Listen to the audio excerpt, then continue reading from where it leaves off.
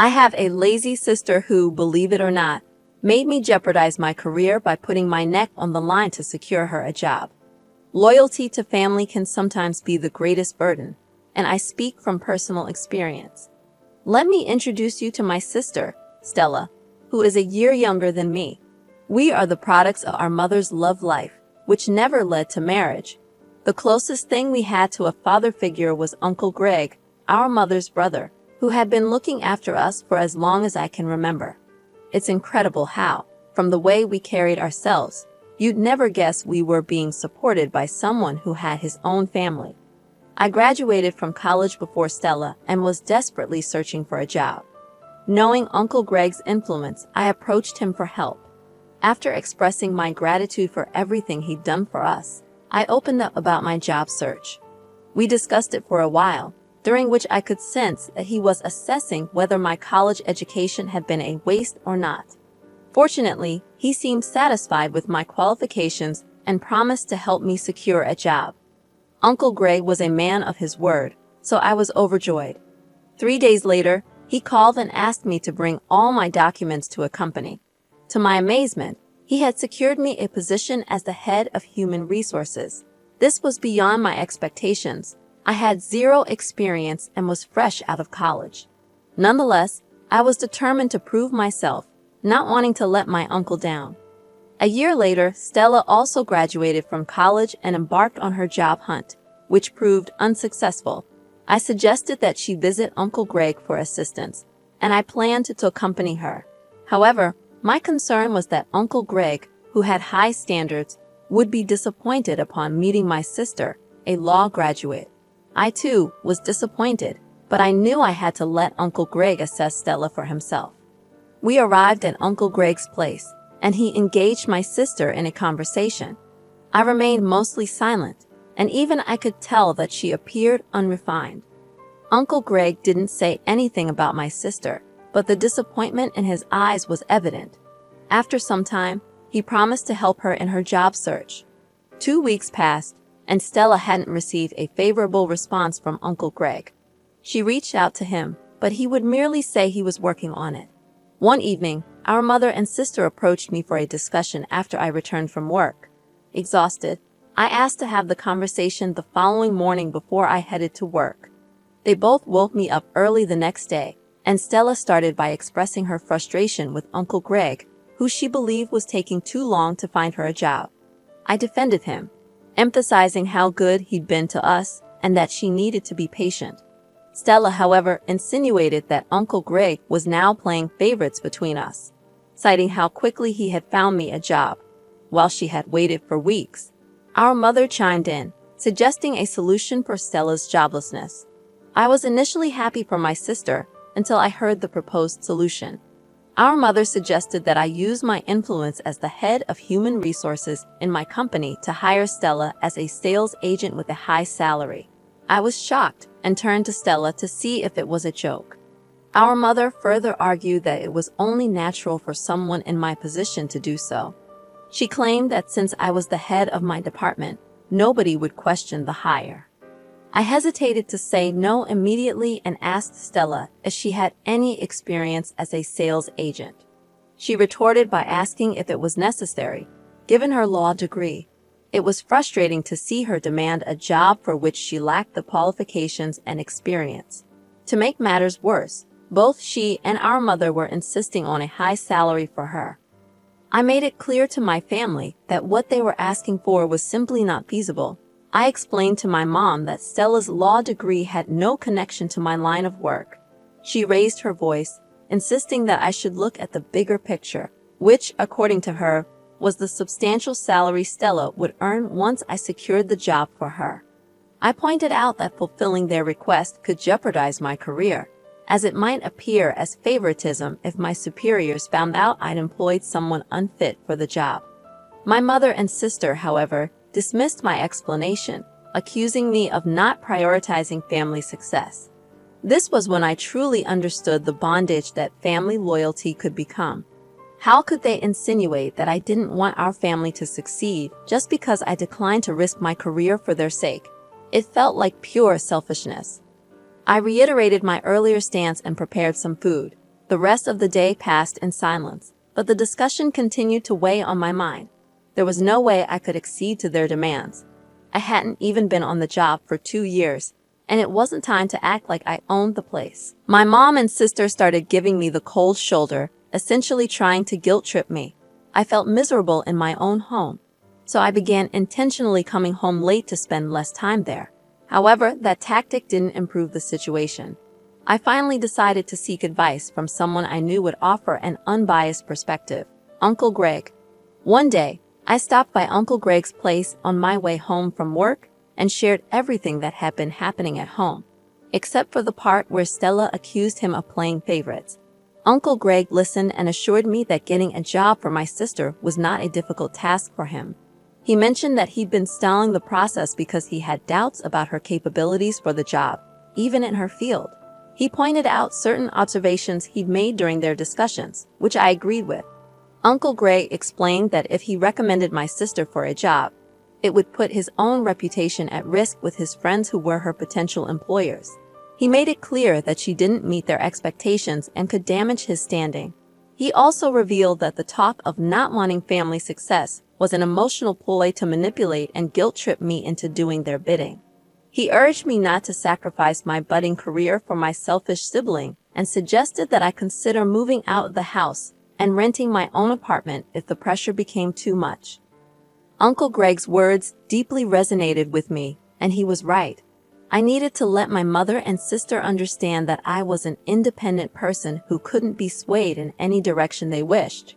But despite this realization, I couldn't bring myself to do it. I decided to make a one-time compromise for Stella's sake. One morning, I approached Stella and asked her to come to the office later that day to pick up her appointment letter. The relief in her demeanor was palpable, and my mother smiled, assuring me that I was making the right decision, even though I knew she was wrong. I was unknowingly setting myself up for a major disaster. Stella came to the office, received her appointment letter, and commenced work. However, the real issue was her lack of productivity, which was evident. The problem was that her role was not in her field of expertise. 2 months later, most of the staff began complaining about Stella's performance. I had to address the issue with my sister before it escalated further. I pointed out that she was not contributing to the company, yet she was overpaid compared to some hardworking, productive colleagues. I explained that, under normal circumstances, firing her would be the best option for the company, but I was using my influence to delay such a decision. Stella defended herself, claiming she was still new to the job and needed time to learn the ropes. While her reasoning was understandable, the real problem was her lack of effort and enthusiasm. She seemed to be lethargic, simply waiting for payday. Just as I was about to dismiss her, she dropped the bombshell. Stella said she was considering taking a 1-month paid leave to attend to her health, despite no apparent health issues. I knew this was just an excuse. Here was someone on the verge of facing multiple complaints, and all she seemed interested in was stirring up trouble. I sternly warned Stella against entertaining the idea of a leave and threatened to fire her if she attempted it. I didn't let the matter rest. When I got home, I brought it to our mother's attention. I reminded her of her assurance to help Stella secure a job. And now, barely 2 months into her employment, Stella was requesting 2 months of paid leave. I made it clear to our mother that if Stella's productivity didn't improve by the end of the month, I would ensure she got fired. Our mother downplayed the situation, suggesting that Stella would get the hang of it in due time. She asked me to be patient with my sister. I agreed to give Stella the month to improve her productivity, and my course of action would be determined by her performance.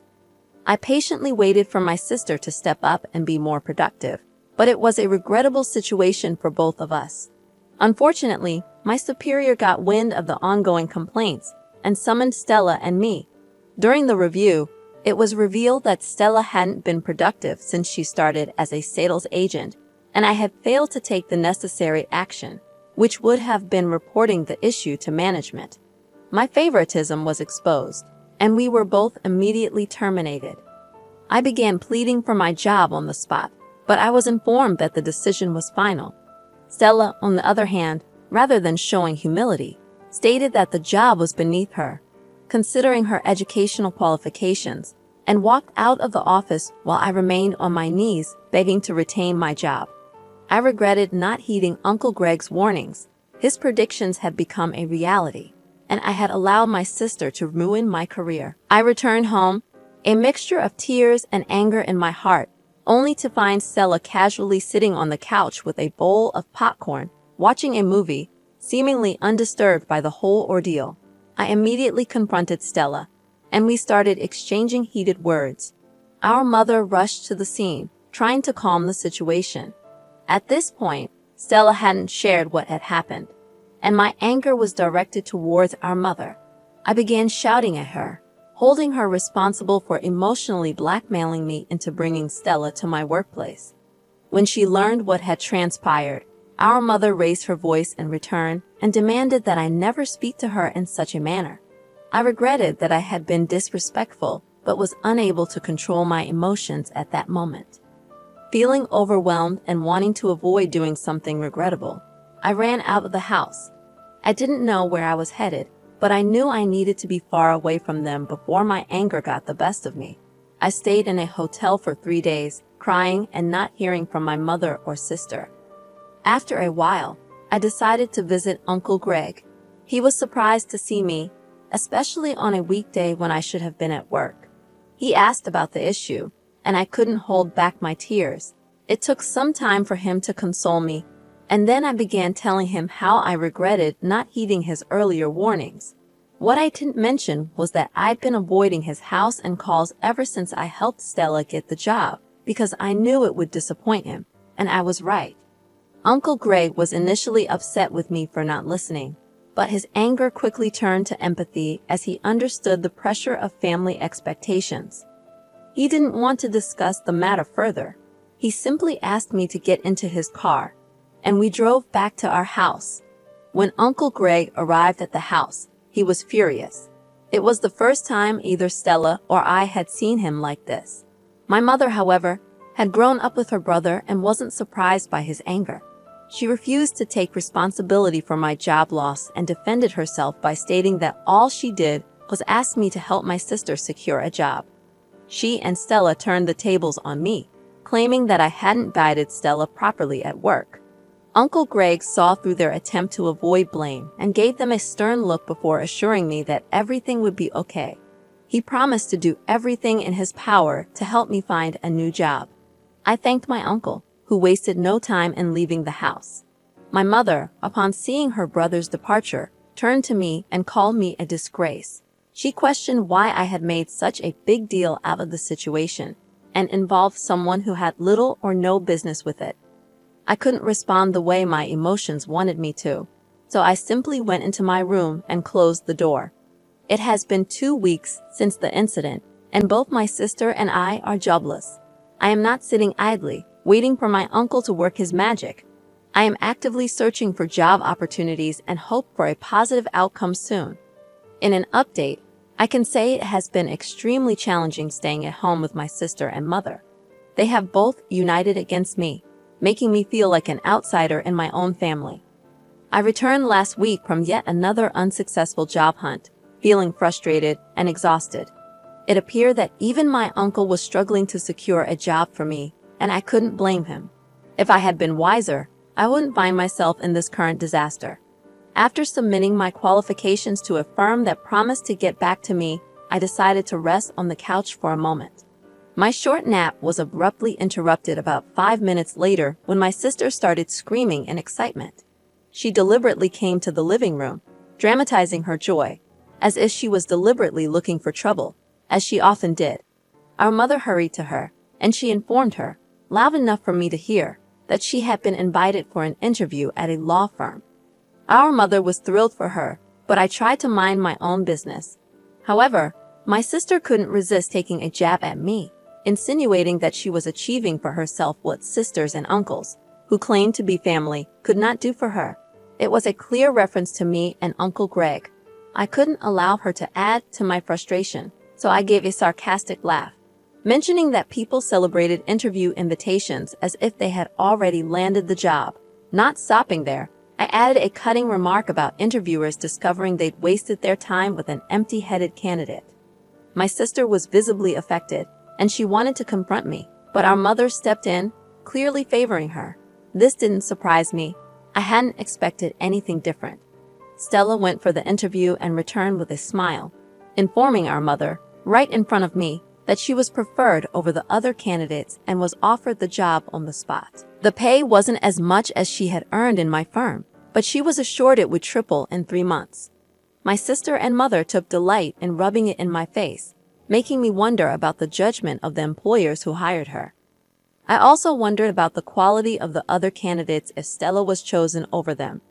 Nevertheless, I decided to wait and see how it would play out because I knew my sister's track record with jobs. In the second update, I had a serious altercation with my mother this morning, all because of my sister Stella. Since she got her job, my mother decided that no one else in the house, except me, should perform any chores, no matter how minor. I had tolerated it until this morning when my mother approached me and demanded that I do Stella's laundry. The demand was insulting, and I refused outright. I told my mother that I wouldn't touch my sister's clothing even if there was a gun to my head. My mother argued that Stella needed to focus on her new job, something she claimed I lacked. According to her, we should support her in any way we could. I asked my mother if Stella had ever done my laundry when I had my job. I finally told her that if Stella was too busy to do her laundry, she could do it herself or take it to one of the numerous dry cleaning services in the city. I retreated to my room, closing the door, feeling utterly humiliated. How could my mother demand that I do Stella's laundry? I decided to reach out to Uncle Greg and inform him about the humiliation I was enduring at the hands of my mother and sister. I was hoping for some good news, but amidst the torrent of insults I faced daily, my uncle revealed he was still trying to pull a few strings, though it might take time. He expressed his displeasure with the way my family was treating me and assured me he would talk some sense into my younger sister. One evening, as I was in my room, Stella returned from work and started arguing loudly over the phone. From her words, I gathered she was speaking to Uncle Greg. She rebuked him for meddling in our affairs and demanded he stay away from us. When my mother asked her about the call, Stella referred to Uncle Greg as that man who doesn't know his place. My mother seemed to approve of Stella's stance, believing I was foolish for involving an outsider in our family matters. In the third update, I made the decision to move in with Uncle Greg and his family after Stella's outburst. It became evident to him that I was enduring a lot at home. I informed my mother about my decision, but she dismissed it, claiming I had been trying to distance myself from her and Stella anyway. The only time I saw or heard from Stella was a month later when she showed up at Uncle Greg's place to invite both of us to an award event organized by her firm. According to Stella, the event aimed to recognize the efforts of key individuals, and she was one of the honorees. She wanted Uncle Greg and me to attend, perhaps to showcase her productivity. I confronted her, telling her she should be apologizing to Uncle Greg instead of inviting him to the party. Stella, undeterred, made condescending remarks, claiming she was offering him an opportunity to witness her glory. I refused to attend the event, expressing my disgust at the entire situation. Uncle Greg tried to convince me otherwise, but I couldn't comprehend why he wanted us to attend a party that seemed nothing more than a charade. In the final update, everything fell into place. I finally understood why Uncle Greg insisted we attend Stella's party. In the end, despite the difficult situation, Uncle Greg insisted that I present myself at my best for Stella's party. Reluctantly, I attended the event alongside my mother. As the ceremony unfolded, individuals were recognized for their contributions. When it was Stella's turn, she confidently stepped onto the podium, radiating confidence. Unexpectedly, she cut off her boss's statement and began speaking passionately. Her words were pointed directly at me, emphasizing her triumph over the hurdles she claimed I couldn't overcome. She labeled me a failure lacking the drive to succeed. Stella praised our mother, who basked in the attention. However, to my astonishment, Stella's boss invited Uncle Greg to the stage. Surprised, Stella watched as Uncle Greg debunked her claims. He revealed the truth about how I lost my job due to Stella's actions and our mother's selfishness. Uncle Greg disclosed that he orchestrated this scheme to expose Stella's lack of productivity. Stella was publicly fired on stage, drowning in shame. My mother hurriedly left, unable to bear the humiliation. Uncle Greg introduced me to influential people that day, assuring me that a job opportunity would emerge soon. I severed ties with my mother and sister, knowing they would likely come crawling back for assistance eventually. Looking back, I am grateful for Uncle Greg's support during this ordeal. If not for him, I might have faced this situation alone. Reflecting on this experience, I am overwhelmed by the twists of fate and the importance of having a strong support system. I welcome your thoughts on this story. What would you have done in my position? Consider this twist. What if I didn't have Uncle Greg to fall back on? Share your opinions in the comments below. My name is Mr. Ridito, and I share drama stories every day, ranging from inheritance disputes to cheating tales. If you enjoy these narratives, don't forget to subscribe. I'll be back tomorrow, reminding you that kindness is always in style. Peace.